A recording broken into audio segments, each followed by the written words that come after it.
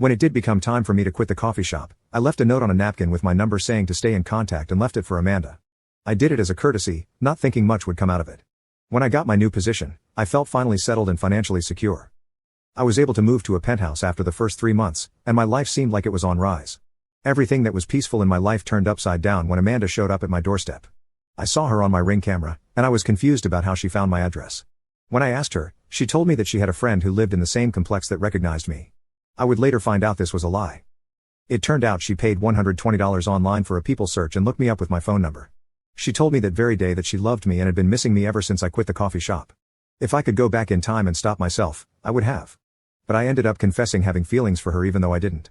I guess I wanted comfort from being alone in such a big place in a big city, so I took things further with her. I thought we had a beautiful relationship at first. She was a stay-at-home woman and would cook and clean around the place while I was at work. In return, I had a goal of helping her accomplish her dream.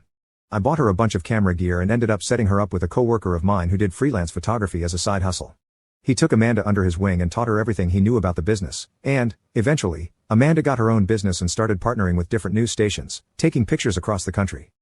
I remember before her first international photography trip, I told her that I wanted her to hold up her end of the deal and help me accomplish my dream. When she came back from her trip, she came back with a ring and proposed to me. Fast forward 11 years later, Amanda and I were living together outside of the city. I had moved jobs because for some odd reason, my coworkers stopped talking to me and I was recommended to be placed at a different location. My boss insisted that it was for my own good and that I had done nothing wrong. I found out later why, because my coworkers were uncomfortable around me because they knew before I did about what Amanda was up to. I didn't know anything, though, so Amanda and I were raising our 2 boys together, and they're the loves of my life. I get to work hybrid from work, and I'm able to work remotely at home most of the time so I can be with my boys. On the other hand, Amanda was always traveling in and out of the country to Thailand, Haiti, Vietnam, and Colombia taking pictures for different news outlets. When I needed help with the kids, my mother-in-law would come over and help out.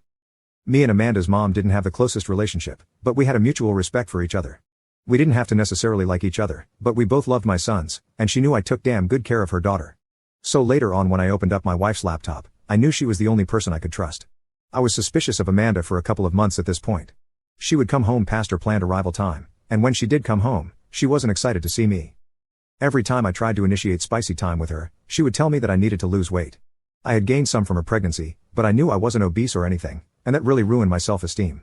I couldn't understand why my wife was being so loveless towards me. I did everything to try to please Amanda. I cooked her favorite meals for when she got back. I made sure she always came home to a clean house and a welcome back gift basket.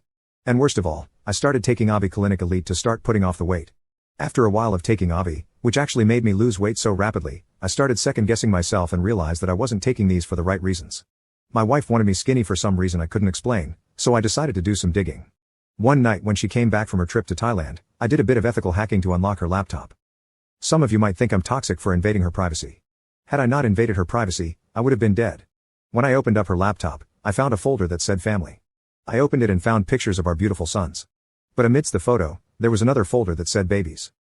When I opened it, I found hundreds of high-resolution photos of multiple young men gagged up, crying, tied up in a bunch of real BDSM intimacy that my wife was having with them. She had boyfriends in Thailand and Haiti and practically whatever country she traveled to. Upon further inspection, I saw that she would make them post with the money she would give them in exchange for being her boyfriends. The worst part? She had her own hidden Twitter page where she posted all of her intimacy adventures. I kept crying as I kept looking, but I couldn't turn away from this. This woman was using all the camera equipment I bought her to cheat on me. She wanted me to lose weight because she wanted me as skinny and fragile as all her boyfriends. To think that I actually started taking Avi for her and not myself. I downloaded as much evidence I could from her laptop and imported it to a spare laptop I had to show her mother. When I showed my mother-in-law, a part of her wasn't shocked. She was slightly upset, but just sighed like she saw this coming. She sat me down and said that this was the exact same reason Amanda was kicked out of college and started working in that coffee shop. During college, she had an intimacy addiction and would sneak cameras in during intimacy and started a page on Twitter where she shared her adventures. I couldn't believe this at all. My boys were not safe with this woman, and I needed to get out of this quickly, but I needed to do things quietly. I had bags packed in secret from Amanda just in case something went south, but when she came back from her next trip, she said something unexpected. She came back with flowers and takeout dinner saying that she felt bad for not being so present in our marriage and wanting to reignite the spark between us. So she bought us tickets to Haiti to go on vacation. Immediate big red flag. I acted like everything was okay, and I agreed to go with her soon. I told her mother-in-law, and she became very pensive. Even she was confused as to why she would take me to Haiti. She asked if I checked everything from her laptop, and I said I wasn't sure. So we looked at all the files we downloaded together. We looked through the photos, search history, settings, and everything until we saw her payment history. There was a recent PayPal transaction of $12,000 to an anonymous name with a recipient being located in Haiti. I must have been in denial because my first thoughts were it was a resort over there. My mother-in-law, however, told me to call the police immediately. Before I could even ask, she ran to get the phone and called them.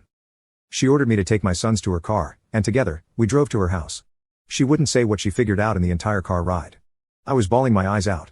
She told me that she'd seen her work in Haiti before. She's interviewed local gangs over there, and she herself remembered reading an article about a couple who mysteriously had their lives taken from a Haitian gang. Her theory was that she figured out that I found out what I was doing and knew that I was going to divorce her soon. So in order to not get all her money taken and face prison time, she was gonna have my life taken in Haiti. So not only would she collect all of my insurance, but she would get full custody of our sons. Luckily, my job didn't need me to come into the office for the following week.